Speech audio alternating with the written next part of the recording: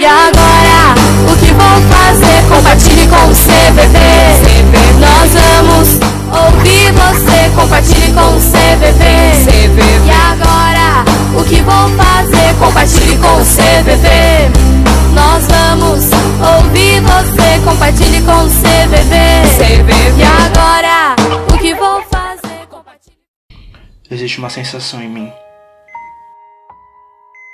A sensação de um buraco em meu coração que não pode ser preenchido, não importa o que eu faça. A sensação de um espaço vazio em meu estômago que não pode ser coberto por nada do que eu me alimente. A sensação de que existe uma faca em minha mente que não pode ser arrancada, não importa com quanta força eu puxe.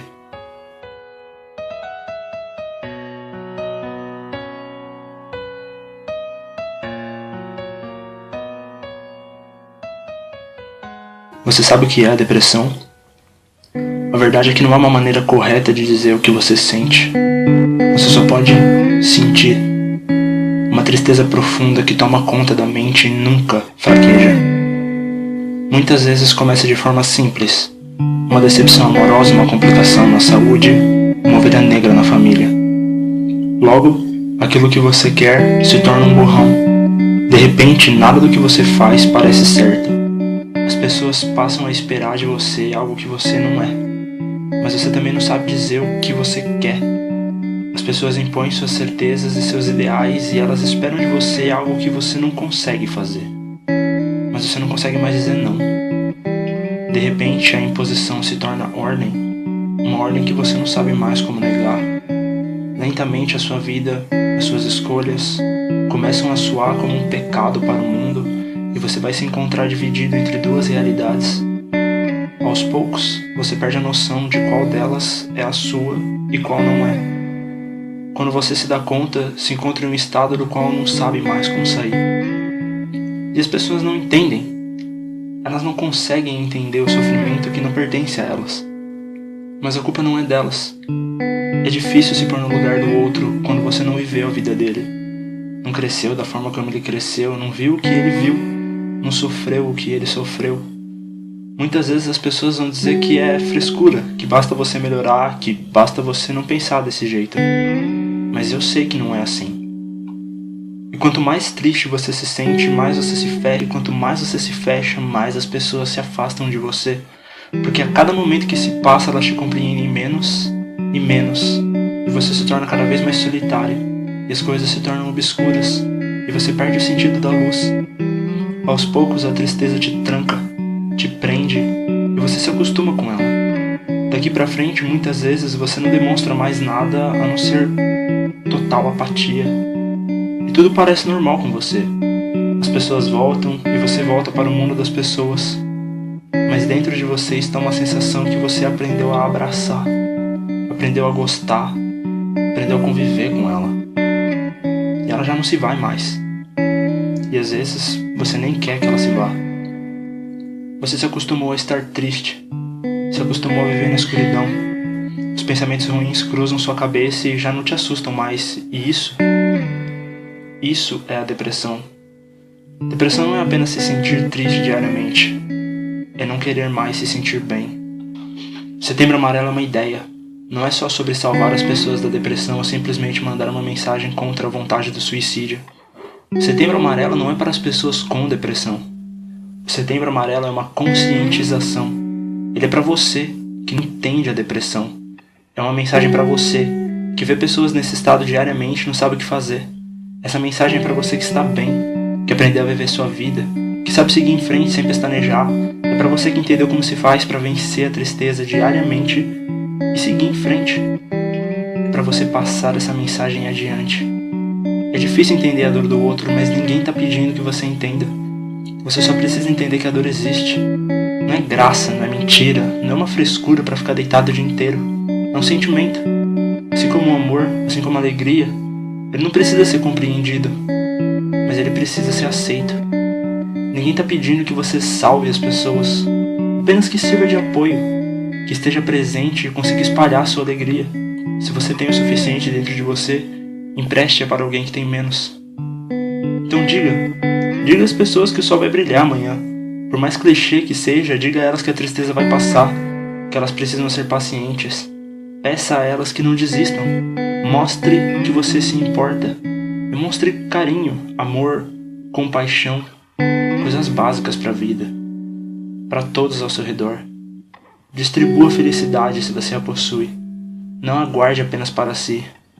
Ofereça uma mão, uma ajuda, a menor que for. E seja também paciente. Não desista das pessoas, mesmo que elas desistam delas mesmas. Eu sei que é difícil, mas existe um futuro brilhante à frente de todos nós. Precisamos aprender a enxergá-lo. Eu sei que é difícil, mas eu te entendo. Se você gostou desse vídeo, deixa um comentário e siga o canal. Se você acredita que essa mensagem é importante, divulgue o vídeo. Divulgue o Setembro Amarelo.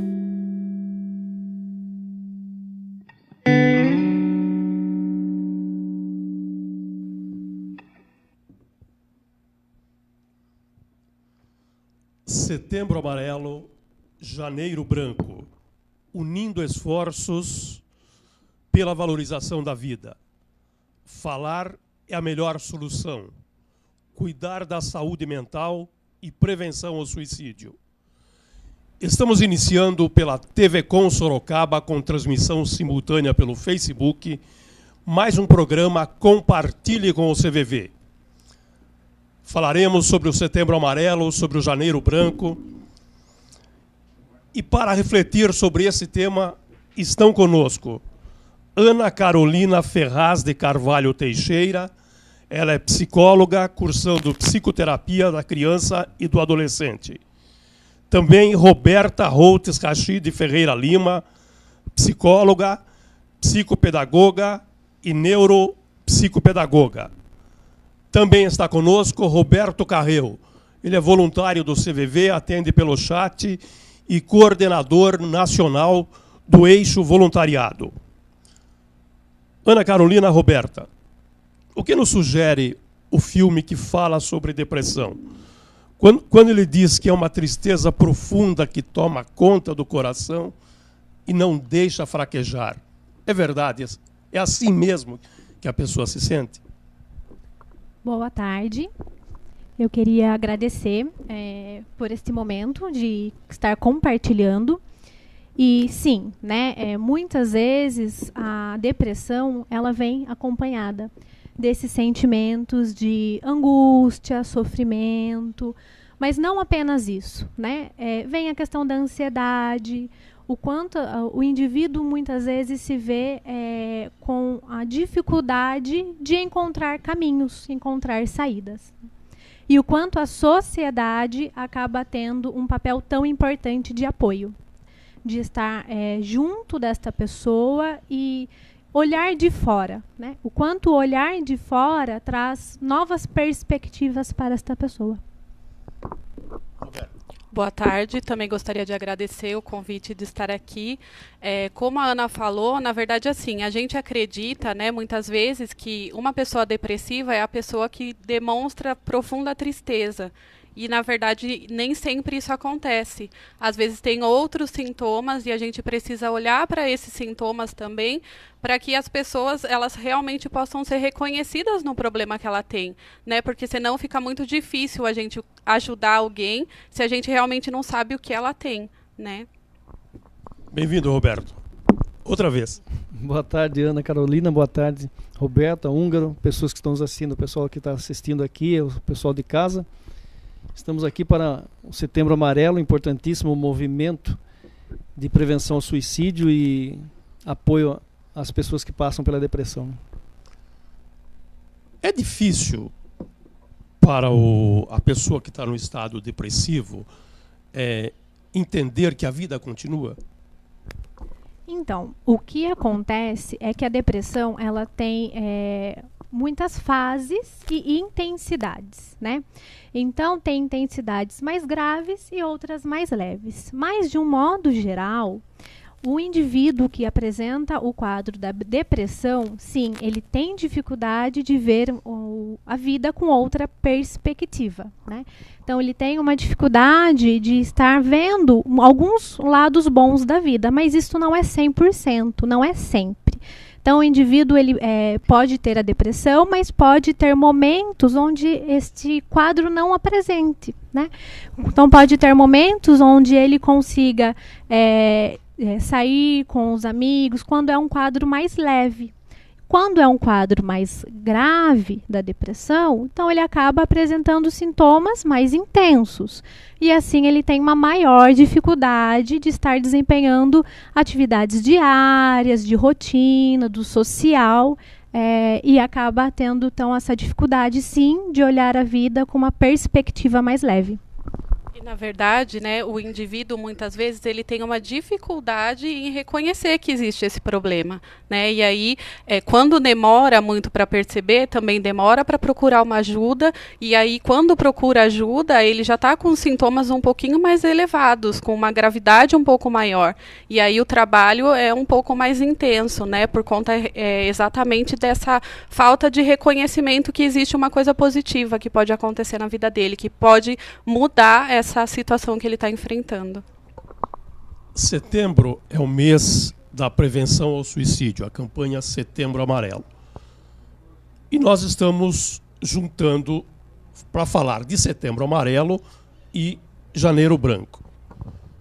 Existe relação Janeiro Branco com Setembro Amarelo? Mas eu quero que vocês respondam depois da gente assistir a esse vídeo.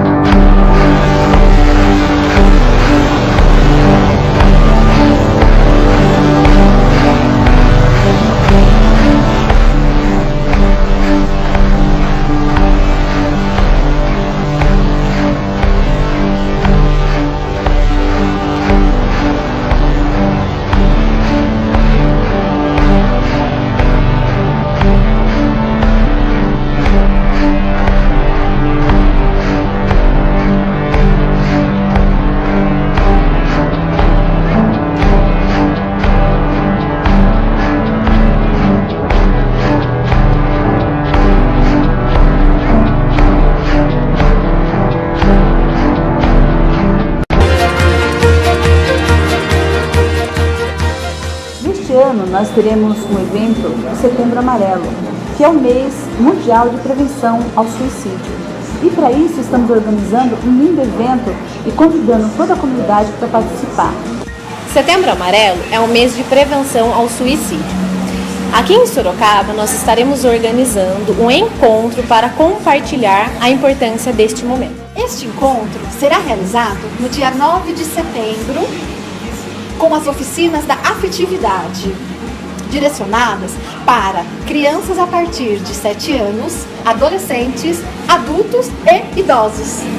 Nesse mesmo dia, nós nos encontraremos no Parque das Águas a partir das 14 horas, para estarmos conversando sobre saúde mental e Setembro Amarelo, porque falar é a melhor solução. Para encerrar a programação desse dia, à noite teremos uma palestra com o psicólogo Leonardo Abrão, faz parte do movimento do Janeiro Branco e estará em Sorocaba para dar apoio à campanha do Setembro Amarelo. A palestra será no auditório da Faculdade Anhanguera a partir das 7 horas da noite. Por que então é importante participar de tudo isso? Vocês estão perguntando. Bem, todos nós sabemos do grande sofrimento que toda a humanidade tem passado com os problemas de depressão, do alto nível e número de suicídios no mundo. Hoje, o movimento do Setembro Amarelo, junto com o Janeiro Branco, vem trazer para a população de forma geral a conscientização de como é importante falar sobre aquilo que se sente. Participar desse momento hoje, desse movimento, é valorizar a própria vida. Para nós psicólogas, é muito importante que toda a população, todo mundo tenha acesso a saber que todos devem e podem cuidar da saúde mental. Por isso, estamos convidando a todos participar do Piquenique Amarelo, que será realizado no domingo, dia 10 de setembro, a partir das 10 horas, no Parque Campolim.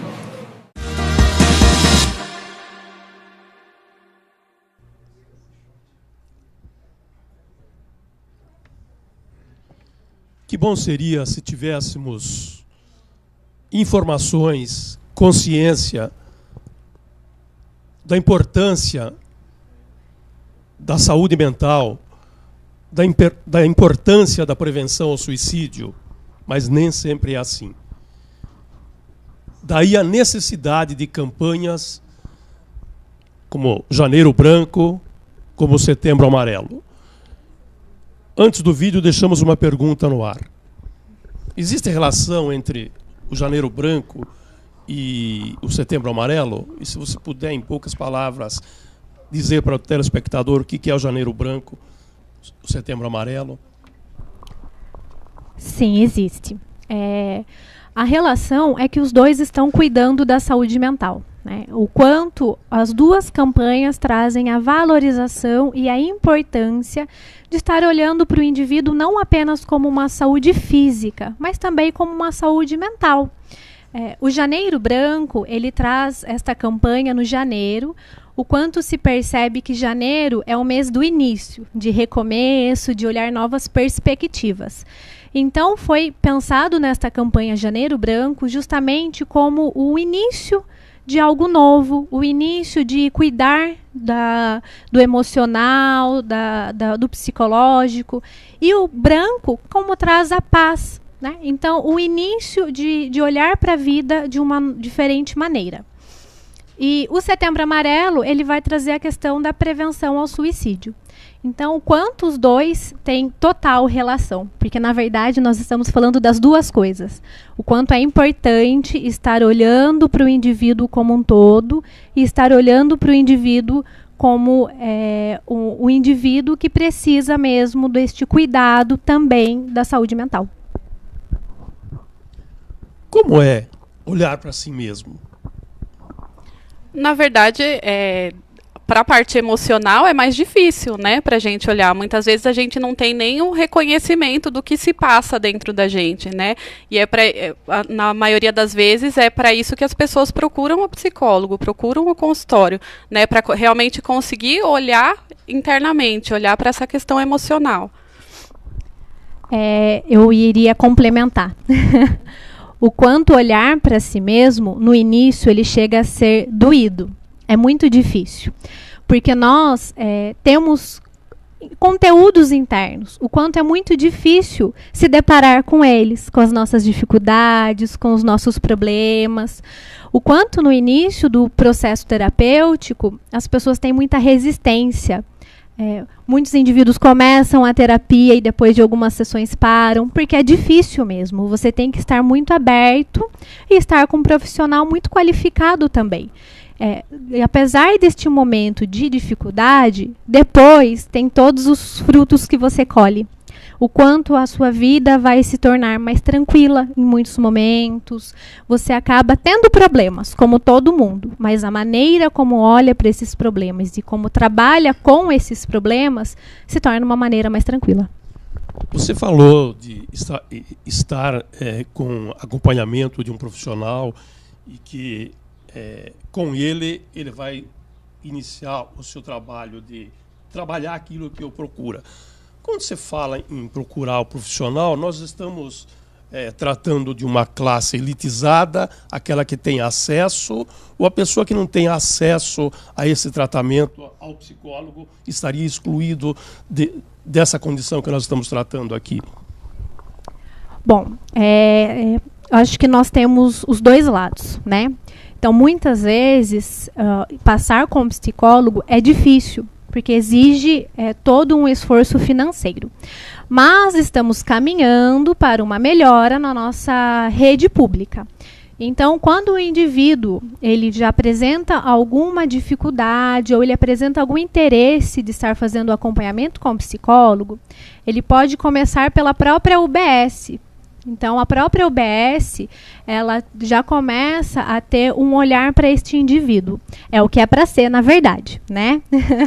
Então, o quanto ela vai poder olhar para a pessoa, ver que esta pessoa precisa de uma ajuda e encaminhar aos CAPs, o Centro de Apoio Psicossocial. Estes CAPs, daí o indivíduo não precisa estar pagando pelos atendimentos, porque é pelo SUS. Então, daí tem uma equipe multidisciplinar, com vários profissionais, ao qual acaba dando conta da demanda do paciente. E daí também tem o consultório particular e temos as clínicas escolas também. Então, as clínicas escolas é quando tem uma faculdade na cidade de psicologia e os alunos do 4º e do 5º ano, eles acabam atendendo essa população para estar concluindo o curso. E, na verdade, também tem, as pessoas têm acesso pelos convênios. Os convênios médicos, eles também oferecem esse trabalho de psicoterapia. O que acontece, na maioria das vezes, é que as pessoas não têm o conhecimento, que na UBS mais próxima tem esse acesso, né, ou um CAPES. Então, às vezes, acaba sendo nossa função esclarecer isso para a população, para que eles tenham acesso. Roberto, nesse contexto abordado pela Ana Carolina e a Roberta, onde entra uma instituição de 55 anos no Brasil, o CVV? O que tem a ver com desabafo? Enfim, a pessoa que procura o CVV consegue desabafar? Olha, a pessoa que procura o CVV, sendo acolhida, sentindo-se acolhida, com certeza ela inicia o desabafo tão importante para aquele momento que ela está vivendo. A Ana Carolina colocou muito bem em termos das dificuldades das pessoas falarem de si mesmos, penetrarem no mundo íntimo. Nós, do CVV, nós oferecemos um trabalho sigiloso, anônimo, totalmente gratuito. E não raro nós ouvimos pelo telefone ou pelo chat as pessoas que nos procuram expressarem exatamente isso. Eu estou aqui, mas não sei como começar, eu estou aqui com vergonha. Elas vão contando as dificuldades que tem em apenas entrar num ambiente de internet, seja no meu caso o chat, para poder expressar aquilo que estão sentindo. Tal é a dificuldade. Na medida em que elas se sentem acolhidas, sentem que não precisam se identificar, e elas depois dizem o nome correto, fazem questão disso. Depois do acolhimento, tem a fase que não, meu nome não é esse, meu nome é tal, me chame pelo meu nome, elas vão baixando aquela resistência. É um trabalho gratuito. Eles dizem, olha, eu não tenho dinheiro para cuidar, eu não tenho dinheiro para procurar um psicólogo. E na minha cidade, que não tem um trabalho específico, e se tem, eu tenho vergonha. Aqui, o que eu falar, logo o vizinho fica sabendo. Então o CVV entra com essa potência e com essa capacidade de penetrar em todos os ambientes, todas as cidades, toda a população, oferecendo alguma coisa que conforta a pessoa. E não raro também a pessoa diz, acho que agora eu vou procurar um psicólogo. Agora eu senti o que é isso, agora eu estou confortável para procurar ajuda, porque antes era um monstro que se estabelecia dentro dela, aquele momento em que ela teria que contar as coisas íntimas. Então o CVV entra, embora nós sejamos apenas voluntários e somos treinados apenas para aquele momento, aquele apoio emocional, mas entra como retirando essa pressão emocional dela e dando uma condição para que ela, eu vou procurar um médico, vou procurar um psicólogo. Agora eu consigo falar porque eu fui acolhida, senti esse acolhimento, né? E, na verdade, também tem a questão do não julgamento, né, que é o mais importante. Quando a pessoa se sente acolhida e não julgada por aquele problema, aí que realmente ela consegue abrir essa parte mais obscura, digamos, dela, né? Agora, quando tem a questão do julgamento, que é o que a maioria das pessoas fazem, né, numa conversa, sempre tem o julgamento do outro, aí as pessoas têm vergonha, que é isso que elas falam, eu tenho vergonha de falar o que eu tenho. Nesse contexto que estamos conversando da importância de falar, de um acompanhamento especializado, a sociedade já enxerga o psicólogo dessa maneira, como alguém a quem ele deve procurar, ou ainda existe uma resistência, um mito? Não é para mim isso. Na verdade, existe o mito de psicólogo é para cuidar de louco, né? Infelizmente, ainda existe isso. Melhoramos bastante. Mas a gente também vê crianças falando que não querem ir no psicólogo porque psicólogo só cuida de loucos. Então, tem sim esse preconceito e as pessoas acabam tendo essa resistência, né, de procurar um consultório, porque elas acham que aquilo não é para elas, que elas ainda não chegaram num estágio tão grave da situação. É lógico que tem poucas pessoas, né, que procuram por conta própria o psicólogo, mas a maioria delas chegam a procurar por um encaminhamento, quando o médico fala que tem uma necessidade, e aí que elas se reconhecem numa condição de ter que procurar ajuda, né? A gente precisa melhorar isso. O Janeiro Branco contribui para isso, para tirar esse mito? Como você disse, psicólogo é para louco? Eu vejo que sim. Qualquer campanha que traz a questão do cuidado com a saúde mental, ela vai trazer muito isso. E o Janeiro Branco também. O quanto o psicólogo ele tem uma função, todo mundo passa por um psicólogo em diferentes fases da vida. O quanto o psicólogo ele está na vida das pessoas, independente se é para fazer a terapia, se é para tirar uma carta, um teste vocacional. Então, o quanto o psicólogo ele está em diferentes ambientes, até para ser contratado no emprego. Você muitas vezes tem um contato, né? Então, o quanto tem uma importância e eu vejo uma melhora. O quanto muitos pacientes trazem, né? Eu precisava estar aqui. Então, eu precisava ter este momento, eu precisava estar aqui. E também, assim como tem o preconceito em muitas outras áreas, em muitos outros lugares, né? Preconceito com a depressão. Então, eu vejo hoje que o suicídio e a depressão, elas passam por algo que foi passado na época onde se tinha AIDS, o câncer, que não poderia ser falado sobre isso, né? Nós não poderíamos nem nomear o câncer antigamente. Então, o quanto, muitas vezes, o suicídio, a depressão acaba tendo isso também, né? A dificuldade de falar sobre. Estamos falando no programa de hoje sobre saúde mental e prevenção ao suicídio. Estão conosco as psicólogas Ana Carolina e Roberta, e o Roberto, que é voluntário do CVV e coordenador nacional do Eixo Voluntariado. Vamos a um rápido intervalo e voltamos em seguida para continuar refletindo sobre esse tema. E agora, o que vou fazer? Compartilhe com o CVV.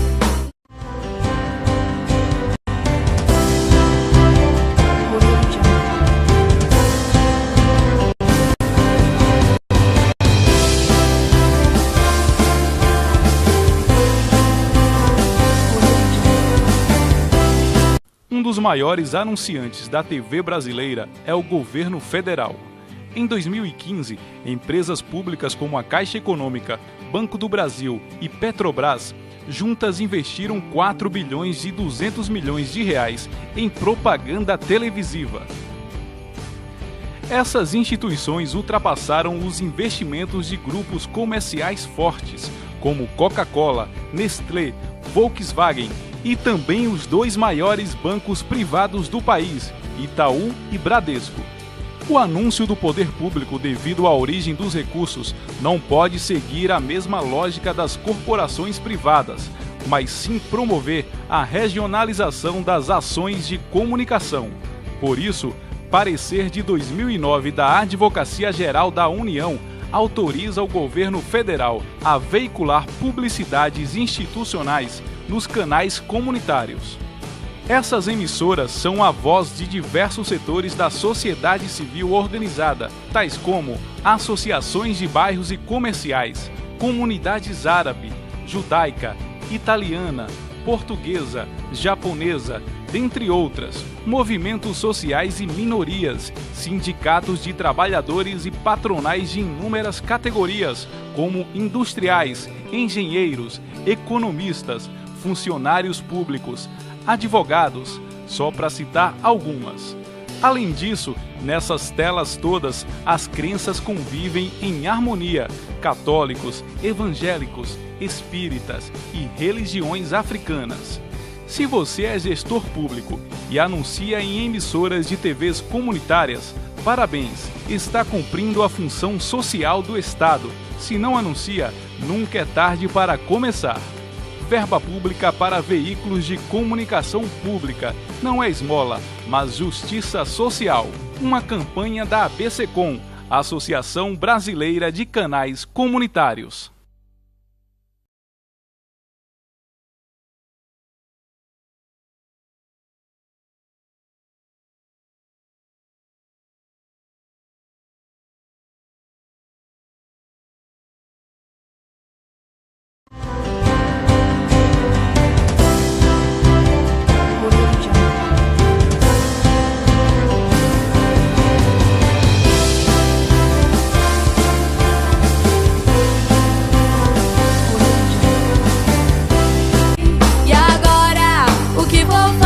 Compartilhe com o CVV.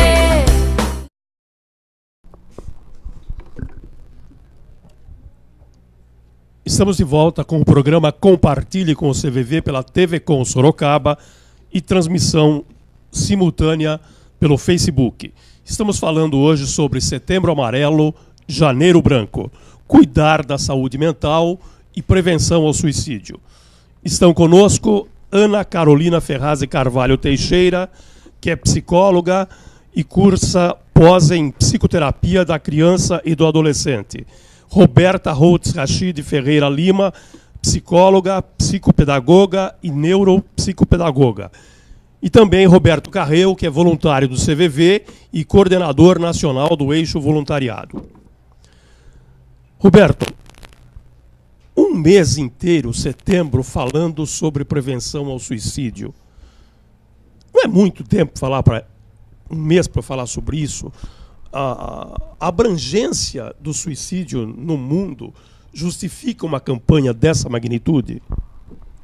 Olha, eu diria que um mês é pouco, né? Porque a depressão e o suicídio ele se faz presente nos 365 dias do ano. Mas é um mês importante, é um mês em que a Organização Mundial de Saúde trouxe o alerta como questão de saúde pública. No Brasil, a Associação Brasileira de Psiquiatria, Conselho Federal de Medicina, o CVV se uniram nesta campanha do Setembro Amarelo. A psicologia agora vem nos ajudar também a apoiar nesse trabalho. É incessante o combate ao pensamento suicida, o apoio às pessoas que vivem com a depressão é incessante e dentro do mês de setembro nós temos tido muito resultado, muita aceitação, muitas entidades, os governos, prefeituras estão engajadas, estão apoiando, porque é necessário, porque falar é a melhor solução e porque é necessário que as pessoas que estão vivenciando a depressão saibam que tem um apoio, saibam que alguém está com ela. Conte comigo. A depressão pode ser um caminho para o suicídio. E a depressão, há um isolamento da pessoa com depressão. Esse isolamento, é ela que procura ou é as pessoas, familiares, amigos, que se afastam e fazem o isolamento da pessoa com depressão? Olha, quando a gente fala de indivíduo, é muito difícil dizer que há uma regra, né? Eu vejo que é um pouco dos dois. Então tem um pouco do afastamento do próprio indivíduo, onde muitas vezes estar com as pessoas não fazem sentido.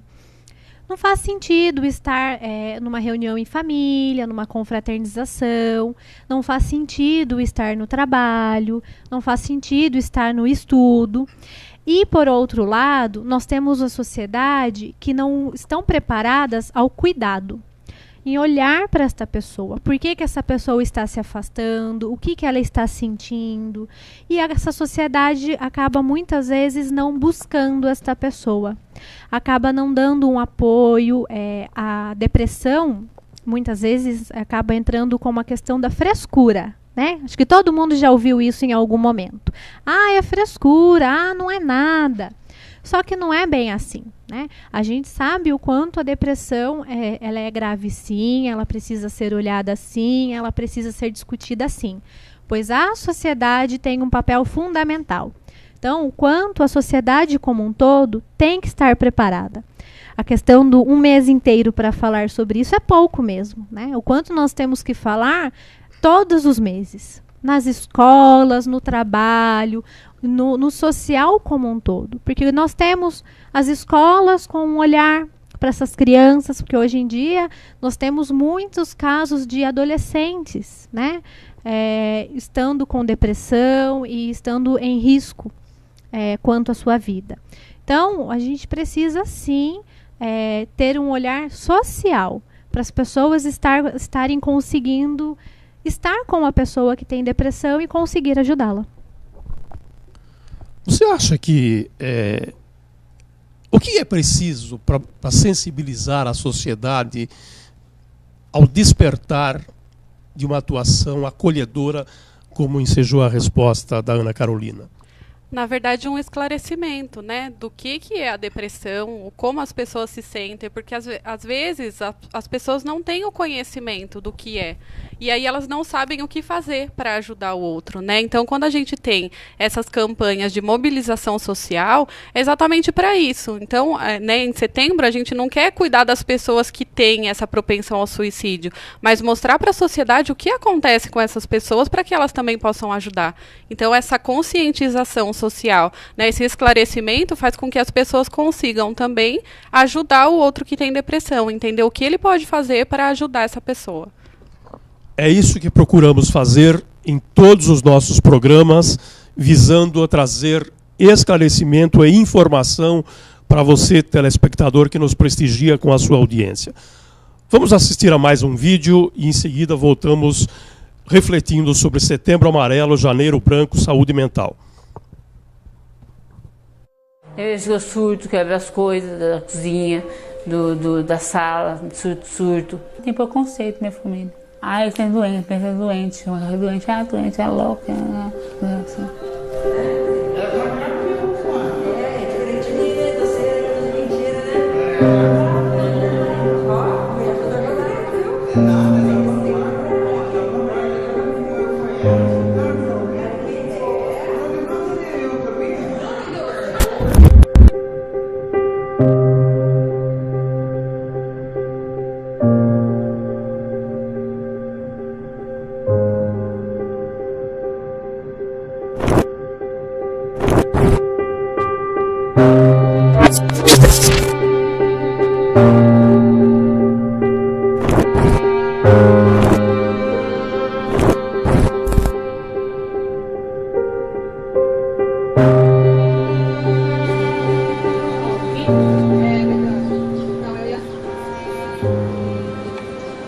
O serviço residencial terapêutico, a ideia surgiu em 1996, onde a gente começou a fazer um trabalho, um projeto de transferir os pacientes do hospital para um espaço que nós temos aqui, onde a gente chamou na época de casa de transição.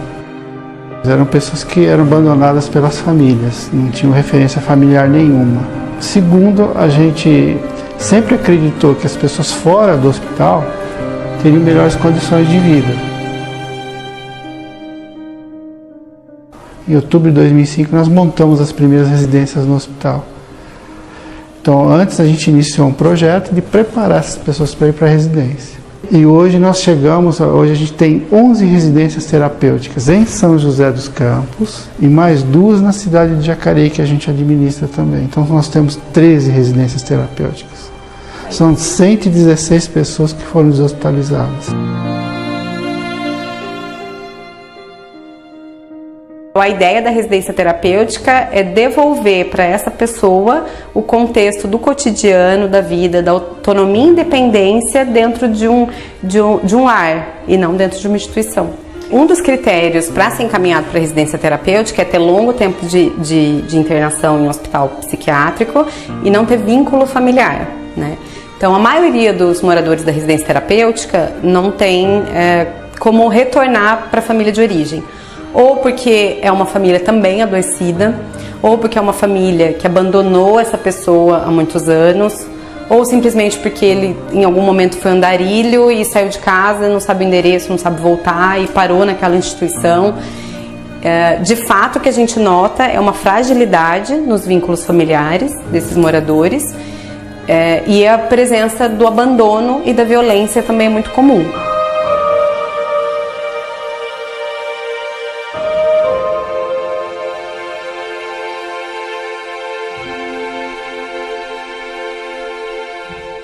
Eu não tenho família mais.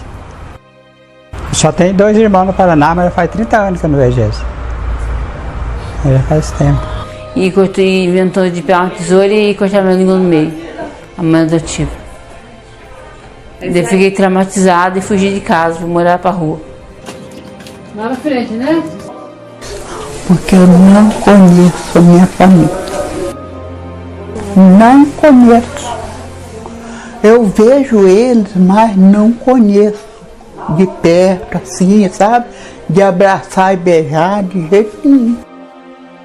Eu trabalhei 1 ano de professora. Quando eu me aposentei, o dinheiro caiu pela metade. E o quarto subiu demais, o preço de uma casa, muito exploradeira dona da casa. Eu caí para viver na rua. Eu fui moradora de rua há 10 anos.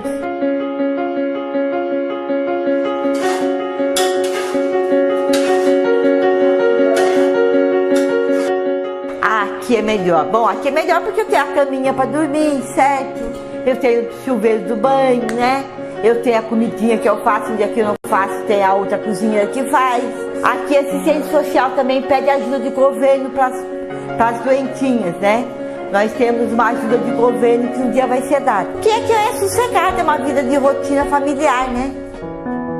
O Paulo Nosso Cardeal saiu hoje, perdoai a nossa ofensa, assim como nós perdoamos aquele que é ofendido. Não os deixeis cair em tentação, mas nos livra de todo mal. Amém. Tem equipe o tempo todo presente na casa para estimular a autonomia e independência do morador nas atividades da casa, nas atividades do bairro. Então, esses moradores participam ativamente de centros comunitários, de piscinas da comunidade, vão ao supermercado, vão à feira.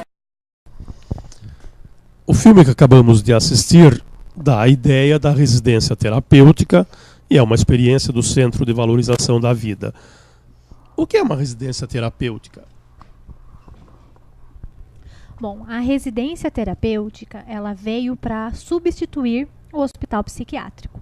Então, os pacientes que conseguem lidar com a questão de rotina, de próprio cuidado pessoal, de higiene, que tem uma estabilidade quanto a medicamento, eles acabam conseguindo morar nessa residência terapêutica. É uma casa onde se tem diversos moradores do hospital psiquiátrico, ao qual eles acabam tendo um apoio de uma equipe multidisciplinar, e ali é como se eles aprendessem como é morar na própria casa. Então ali se torna o lar deles, ali se torna uma referência de moradia saudável.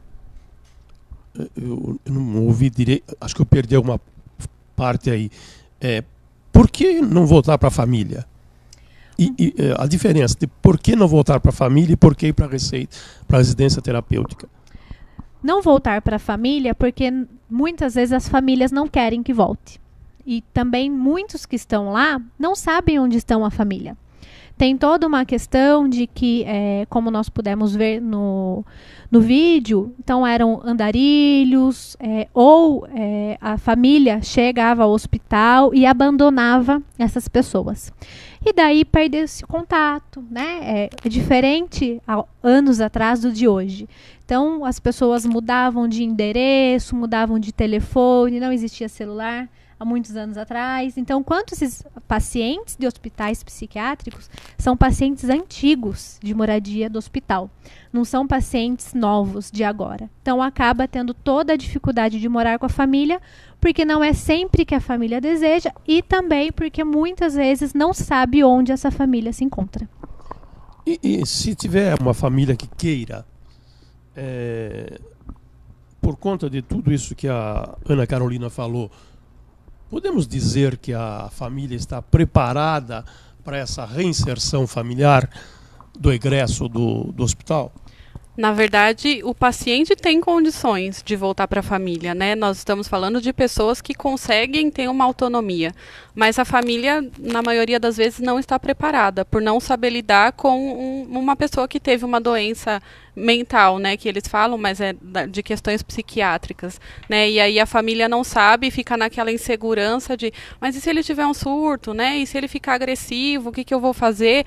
E aí não tem esse preparo. Então a gente também precisa olhar para essa família, o quanto eles precisam também receber um apoio no sentido de aprender como lidar com essa pessoa, porque como eu falei, eles têm total condição de voltar para a família, mas muitas vezes a família realmente não tem esse preparo.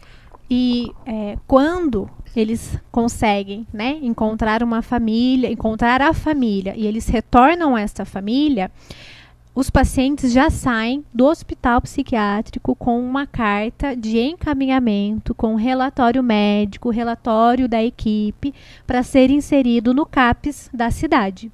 Então, porque daí o CAPS ele vai estar dando o apoio para esta família e para este paciente. Então, quando o paciente psiquiátrico sai, ele não pode ficar sem nenhuma assistência. Ele tem que sair do hospital já com uma assistência da rede.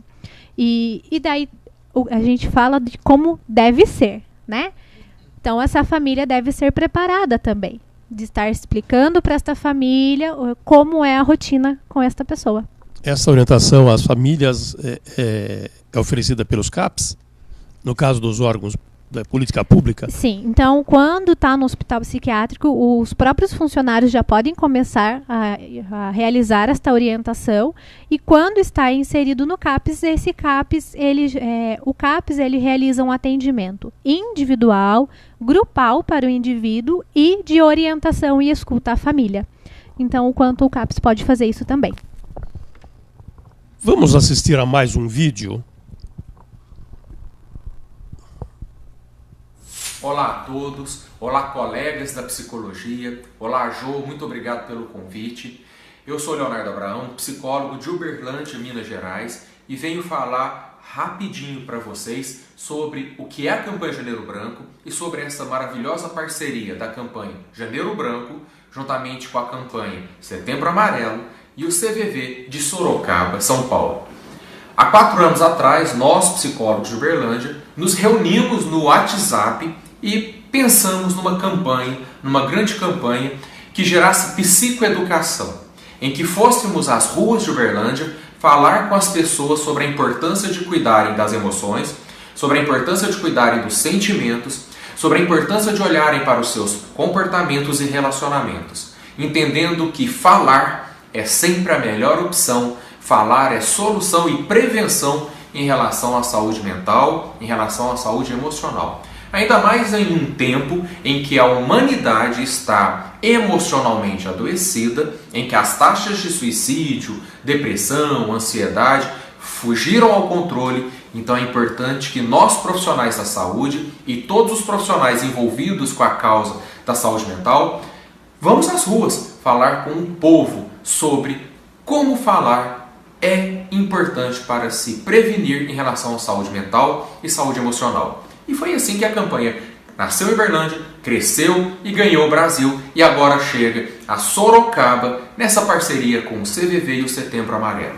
Dias 9 e 10 estaremos realizando palestras e ações em Sorocaba, e você é o nosso convidado. É preciso que você esteja junto conosco para que as campanhas se fortaleçam, para que as pessoas aprendam ainda mais a importância da prevenção em relação à saúde mental. Isso é psicoeducação. E Sorocaba, dias 9 e 10 de setembro, agora vai dar um excelente exemplo a toda a sociedade brasileira, e você está convidado a estar conosco. Roberto, no bojo desse evento que o Leonardo Abraão anunciou, o CVV de Sorocaba vai fazer o piquenique amarelo. O que é isso e que tipo de atividade haverá no piquenique?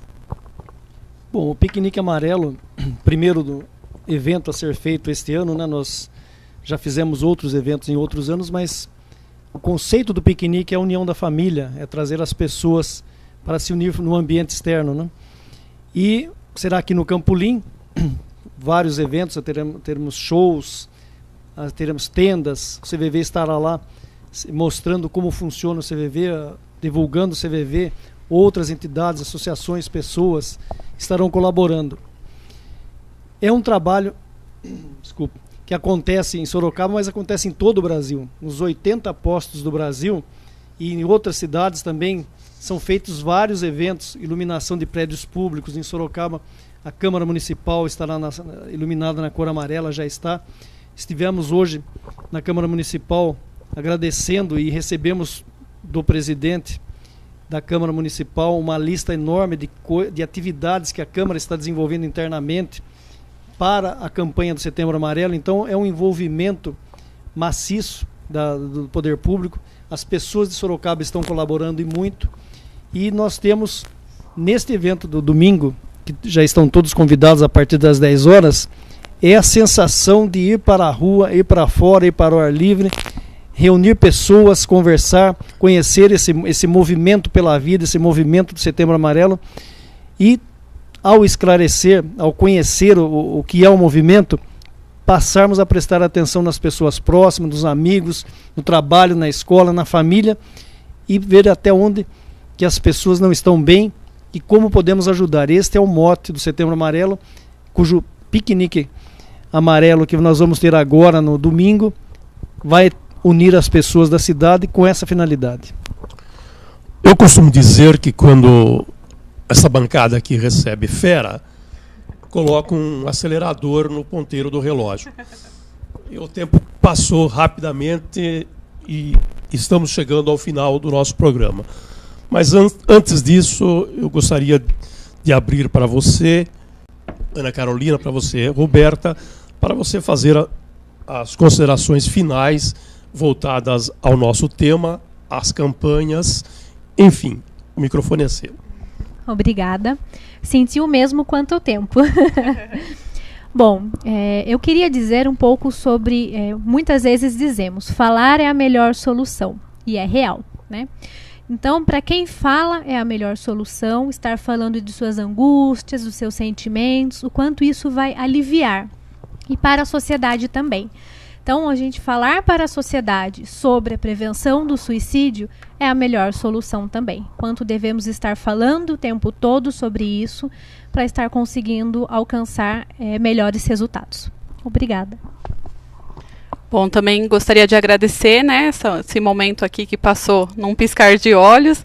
É exatamente isso, né? O falar é a melhor solução e o quanto também a gente precisa falar para a sociedade, esclarecer a sociedade desses problemas que nós temos e muitas vezes a gente não consegue enxergar, né? Então, a depressão é uma doença que vem aumentando, infelizmente, a cada dia e a gente precisa ter um olhar de carinho mesmo para isso, para que a gente realmente possa ajudar essas pessoas que estão com essa dificuldade. Como a Ana falou, a depressão, muitas vezes as pessoas olham como frescura, mas na verdade não é isso. Essas pessoas estão precisando de um cuidado especial, né? Então, estão todos convidados a participar aí com a gente desse evento, porque a nossa intenção é trazer esse olhar mesmo para esses problemas que a sociedade vem enfrentando.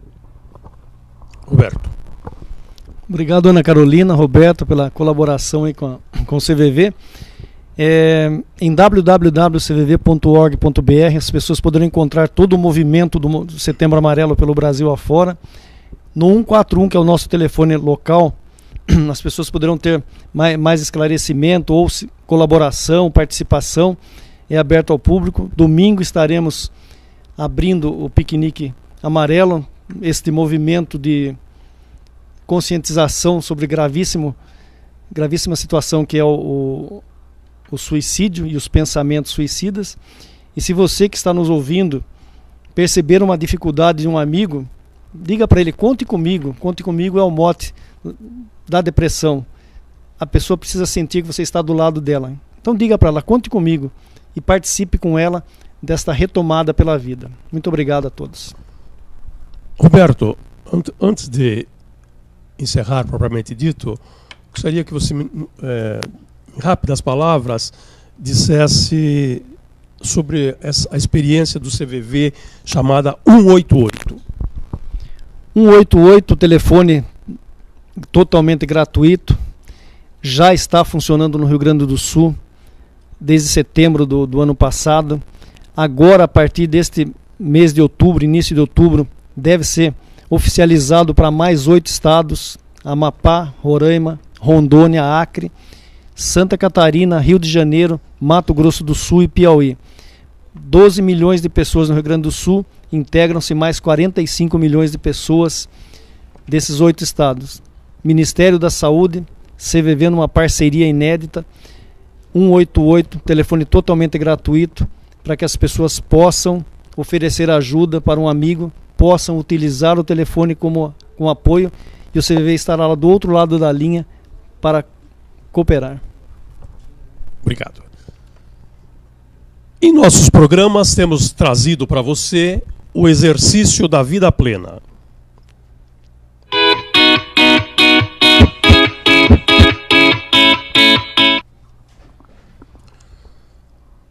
Estamos propondo para reflexão de vida plena como me sinto quando os meus sentimentos não são valorizados. Lembrando a você que o exercício de vida plena é o momento que você fala de si mesmo, é o momento que você fala para você. Se você se sentir motivado a tanto, pode deixar a sua manifestação, o que você pensa sobre isso, como me sinto quando meus sentimentos não são valorizados, em nossa página no Facebook. Se quiser fazer somente para você, faça-o, que isso ajuda na saúde mental que falamos durante todo esse programa e também na prevenção ao suicídio.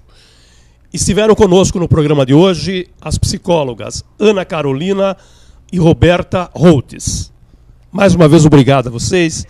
Obrigado a vocês pelo espaço de estar falando sobre algo tão importante. Voltem sempre. Obrigada.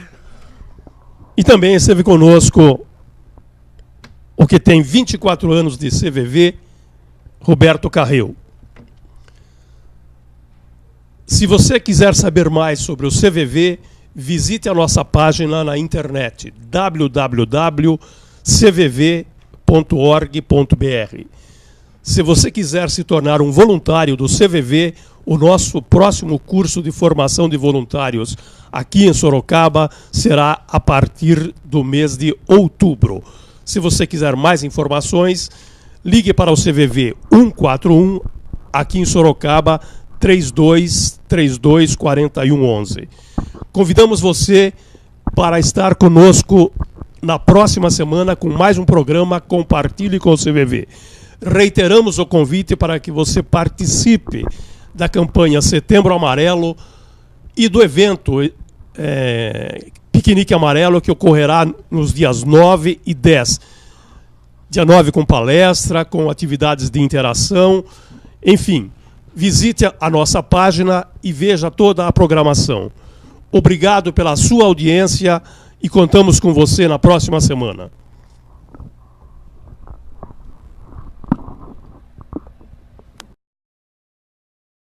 E agora, o que vou fazer? Compartilhe com o CVV. Nós vamos ouvir você. Compartilhe com o CVV. E agora, o que vou fazer? Compartilhe com o CVV. Nós vamos ouvir você. Compartilhe com o CVV. E agora,